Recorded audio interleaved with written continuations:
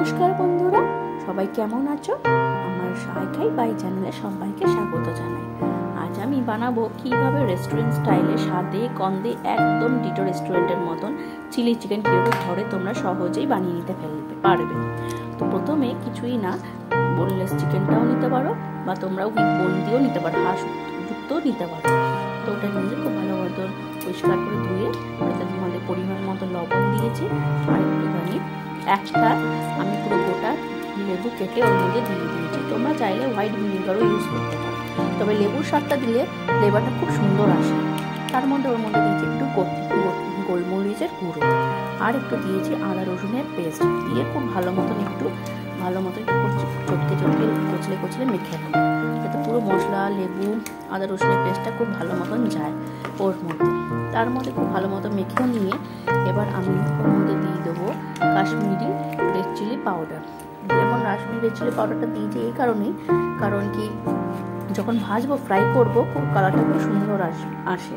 তোমরা চাইলে এটার পরিবর্তে তোমরা অন্য কিছু কোনো কালার ফুড কালার ইউজ করতে পারো। আমার মনে হয় ফুড কালারটা না ইউজ করাই ভালো। তো কাশ্মীরি রেড চিলি পাউডারটা দিলেই ভালো মতন চলে আসবে কালারটা। আর ওর মধ্যে দিতে হবে ডার্ক সোয়া সস। যেহেতু ডার্ক সোয়া সসের নুন থাকে, তো তোমরা নুনটা একটু বুঝে শুনেই দিও। তো ডার্ক সোয়া সস দিলেও কালারটা খুব সুন্দর আসে। আর একটা আমি এর মধ্যে একটা ডিম ফাটিয়ে দিয়ে দেবো।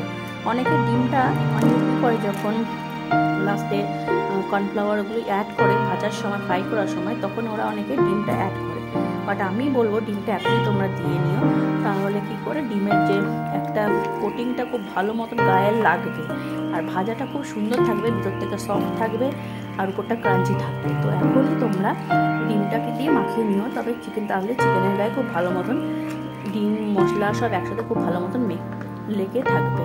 তো ওইটাকে আমি ম্যারিনেট করে রেখে দিলাম কিছুক্ষণের জন্য। এদিকে একটা মশলা বানাচ্ছি, ওটার মধ্যে গোটা গোলমরিচ আর একটুখানি গোটা গরম মশলা দিয়ে খুব ভালো মতন, আর একটু দিয়েছি আমি এটাতে একটু মৌরি, ওইগুলো সব শুকনো খোলায় ভেজে আমি এটা গুঁড়িয়ে নিয়েছি। এই সিক্রেট মশলাটা দিলে একদম ডিটো রেস্টুরেন্টের মতন খেতে লাগবে। তারপরে চিকেনটা আমি ম্যারিনেট করে রেখে দিয়েছিলাম 1 ঘন্টার জন্য। 1 ঘন্টা পরে ওটাতে আমি অল্প একটু কর্নফ্লাওয়ার আর ময়দা দিয়েছি। ময়দাটা দিলে পরে বাইন্ডিংটা খুব ভালো হয়, অথচ খুব ভালোভাবে কোট হয়ে যায়। আর কর্নফ্লাওয়ারটা দিয়েছি যাতে একটু ওটা ক্রিস্পি ক্রাঞ্চি হয়। ওটা দিয়ে একটু ভালো মতন মেখে নিলাম। মেখে নিয়ে এরপরে আমি ওটাও কিছুক্ষণ আমি 10-15 মিনিটের জন্য রেখে দেবো। এরপর 10-15 মিনিট পরে আমি এটাকে ফ্রাই করে নেবো তেলের মধ্যে, অল্প অল্প করে ছেড়ে আমি একটা করে ছেড়ে গায়ের সাথে, গায়ে কোনোটাই লাগাবে না, হালকা হালকা করে সব ছেড়ে গায়ের সাথে না লাগিয়ে একটু করে দিয়ে তোমরা এটাকে একটু ভেজে তুলে নেবে। একটা করে এদিক উল্টে পাল্টে দিয়ে পুরো একদম ভেজে তুলে নেবে। আমরা তো এই অবস্থাতেই আমাদের ঘরে, জানো তো বন্ধুরা, এই অবস্থাতেই সবাই এই ভাজাটা খেতে সবাই এত ভালোবাসে। এই অবস্থাতেই আমাদের ঘরে তো প্রায় ম্যাক্সিমাম ভাজাটাই খেয়ে অর্ধেক শেষ হয়ে যায়। মানে এই ফ্রাইটাও তোমরা করে খেতে পারো চিলি চিকেন ছাড়া, এত সুন্দর লাগে খেতে। বিশ্বাস করে একবার বানিয়ে নিতে খুব ভালো হবে। একটু ভালো মতন এপিট করে নিতে পারলে আমি ভেজে দেখো কত সুন্দর কালার আসছে, তাই না? বেশ সুন্দর, এখান থেকে হয়তো বোঝা যাচ্ছে না, বাট খুব সুন্দর হয়েছিল। এগুলো ফ্রাই করে তুমি চাইলে যে কোনো স্ন্যাক্সের সময়ও তোমরা বিকেলে এগুলো ফ্রাই করে খেতে পারো। তো এইভাবে আমি সবগুলোকে একটু হালকা করে খুব একটা কড়া করে ভাজবো না, তাহলে বেশি কড়া করে হয়ে গেলে কি উপর দিকটা একটু শক্ত হয়ে যাবে, সেই সফটনেসটা আর থাকবে না। এইভাবে আমি সবগুলো গুছিয়ে তুলে রাখবো একটা পাত্রে। তারপরে আমি এটাতে এই যে কড়াতে আমি একটু রসুন কুচি দিয়েছি, একটু আদা কুচি আর ক্যাপসিকাম আর একটু পেঁয়াজ, এগুলোকে সব ডাইস করে কেটেছি, একদম চোখো করে কেটে নিয়ে একটু হালকা মতন ফ্রাই করে নিয়ে তার মধ্যে আমি এটা দিয়েছি। এটা হচ্ছে সেজওয়ান চাটনি। এটা দিলে পুরো একদম সেম রেস্টুরেন্টের মতো খাবার টেস্টটাও আসবে, কালারটাও আসবে। দেখো দেওয়ার সাথে সাথে কত সুন্দর একটা কালার চলে এসছে।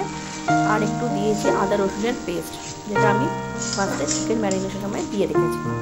এগুলো দিয়ে খুব ভালো মতন মিশিয়ে নিতে হবে চাটনিটার সাথে। তারপরে এর মধ্যে একটু একও নয় 1/2 টেবিল চামচের মতন সয়া সস দিলাম। সয়া সস দিয়ে এখনও কিন্তু আমি নুনটা অ্যাড করিনি, যেহেতু সয়া সসে নুন থাকে সেটা বুঝে নিয়ে আমি পরে দেবো, অ্যাড করবো।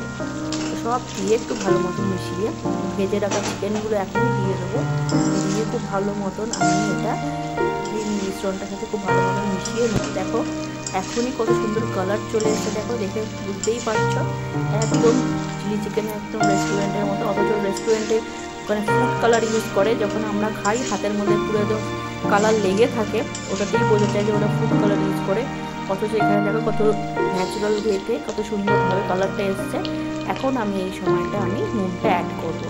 নুনটা দিয়ে তারপর ওই যে একটা সিক্রেট মশলাটা করে রেখেছিলাম, গোটা গোলমরিচ, একটু মৌরি আর একটু গোটা গরম মশলা দিয়ে যে ভেজে গুঁড়িয়ে রেখেছিলাম, ওইটা এখন আমি দিয়ে দেবো।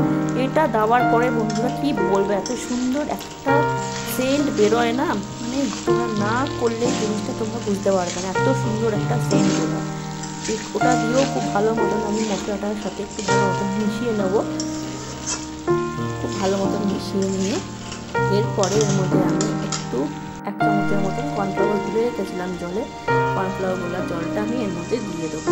কর্নফ্লাওয়ার দিয়ে তো জানোই পুরো গ্রেভিটা একটু থিকনেস আসে, একটু ঘন ঘন হয় গ্রেভিটা। তোমরা চাইলে এরকম অবস্থায় ড্রাই হিসাবেও ড্রাই চিলি চিকেন করতে পারো, খেতে পারো।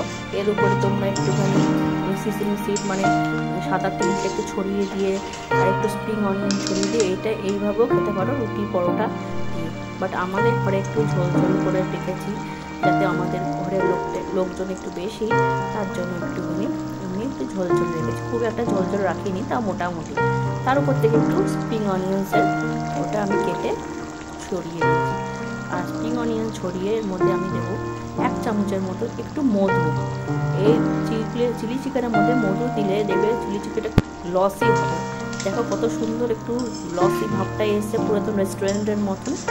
আর এমনি তোমরা চিনি অ্যাড করতে পারো, কোনো অসুবিধা নেই, কেউ গুড় অ্যাড করতে পারো, বাট হানিটা দিয়ে দেখবে। হ্যাঁ, হানিটা দেওয়ার পরে তুমি দেখতে পাবে কত সুন্দর একটা গ্লসি এসছে, আর ন্যাচারাল সুইটনার টাইপের, ন্যাচারাল সুইটনেসও এসছে, খুব একটা মিষ্টি হবে। তারপরে আমি কিছুক্ষণ ফুটিয়ে নিয়ে একটু ঢেকে রেখে দেবো, এটা কমিয়ে আঁচটা কমিয়ে। দেখো আমার চিলি চিকেন পুরো রেডি হয়ে গেছে, আমি একটা বাটির মধ্যে নামিয়ে নিচ্ছি। কত সুন্দর হয়েছে, অথচ রেস্টুরেন্টে যাওয়ার কোনো দরকার নেই, ওখানে ফুড কালার খেয়ে কোনো দরকারই নেই। এটা তোমরা ফ্রাইড রাইস, বাসন্তী পোলাও বা যে কোনো অন্য কিছুর সাথেও খেতে পারো। কেমন লাগছে অবশ্যই জানিও।